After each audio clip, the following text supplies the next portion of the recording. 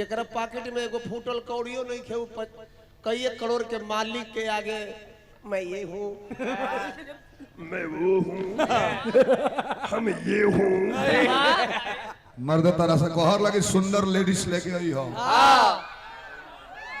भाई चेमनी ईट भाटा पर से नाची के पाथे वाली है मुंह बाबा मोहबाबा का नाम पहले भाटा पर से उठा ले बड़े वो हाथ ना खैनी खैल और लस्सी आई लिए मंचवा पर कहते उठ उठ खैनिया निकाल के स्ट्रेंजरवा बक्सवा पर धो दे लस्सी हवा से सूख गइल हो ये बैठले हां नेपा कुमारी नाम हो बैठले तो कहले कोनो समाज हमारे स्वागत में बना के धइले बा लेके दबले हमारा के इशारा करता भेंता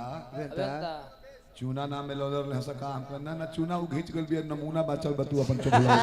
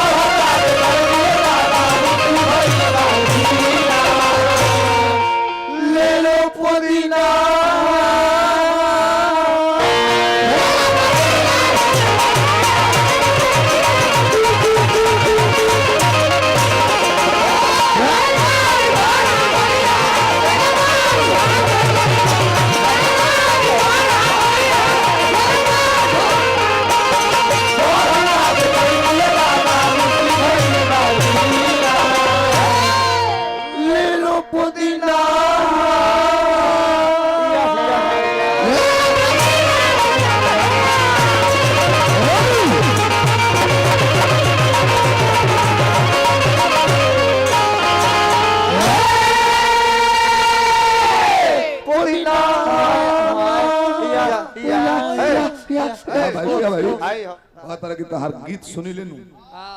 कहीं का अमजद खाने याद पड़ जाले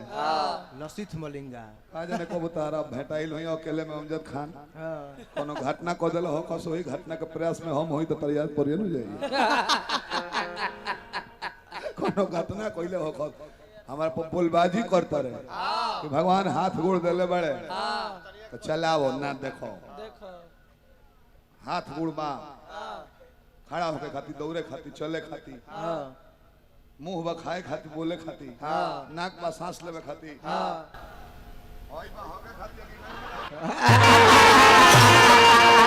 ओ खाती माने यो काम खातिर में सर सांझे सबरे खनिया में के कि ठगे के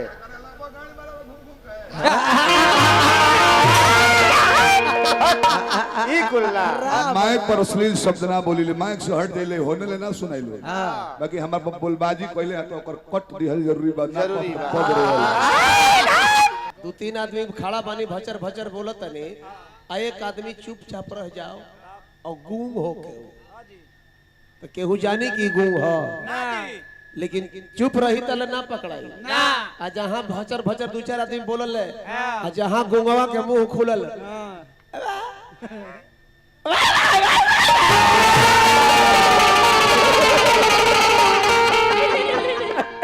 तुरंत तू पकड़ा जाई कि रे मर्द यही से ना बोलत रहे गूंगे है काई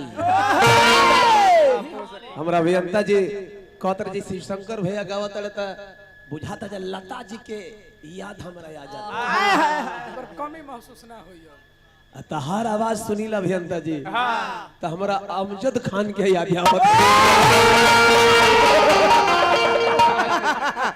तहार आवाजवा सुन के अब बारवा जब झरला हलो सरस्वती क्रिया खा के कहते अभियंता जी श्रीलंका के क्रिकेटर मलिंगा से लाकर लौकर कर बोले मलिंगा हाथ गोड़ देले बड़न भगवान त तनी चलाओ चलाओ खूब हां जेकर देला ही नहीं खन तो ओकर खातिर हम का कह सके कुर्सी लगाई नहीं खाता प्रभु जी तनी बढ़िया से नाच कूद गलती कहा गेल का मालिक हाथ ताली बजाओ पर है तो भक्ति भजन मंदिर तक चाहे कहीं धर्म सभा में जाओ अजगरा आइए नहीं उसको हम क्या कर सकते हैं सरकार नाचल भगवान गोड़ देते रहे। ई कहने का मतलब ये है कि आज जकर बोलहूं के लूर नहीं खेऊ विद्वान लोग के डांटोता। जकर पॉकेट में एगो फूटल कौड़ियो नहीं खेऊ कई करोड़ के मालिक के आगे मैं ये हूँ मैं वो हूँ हम ये हूँ हम ये हूँ। दिया जब जरेला तो थोड़ी कहला जो हम प्रकाश कर रहे हैं। उजलत रहेला प्रकाश अपने लोग देखेला कि अंधकार के दूर कर देले। कहे ना पड़ेला गलती। जिंदगी जीना आसान नहीं होता और बिना संघर्ष के आदमी कभी महान नहीं होता। जब तक न पड़े हथौड़े की चोट पत्थर भी भगवान नहीं होता। गौर करे वाली बात है। याद रखिए भैया जी, संघर्ष कर आदमी कबो विफल होइए ना सके। ना जी ना कबो विफल ना होई। शांत रहब, शांत ठंडा हथौड़ा गरम लोहे को भी मार कर टेढ़ा और सीधा कर सकता है। इसलिए ठंडा रहने का कोशिश कीजिए। हाँ जी। कूल कूल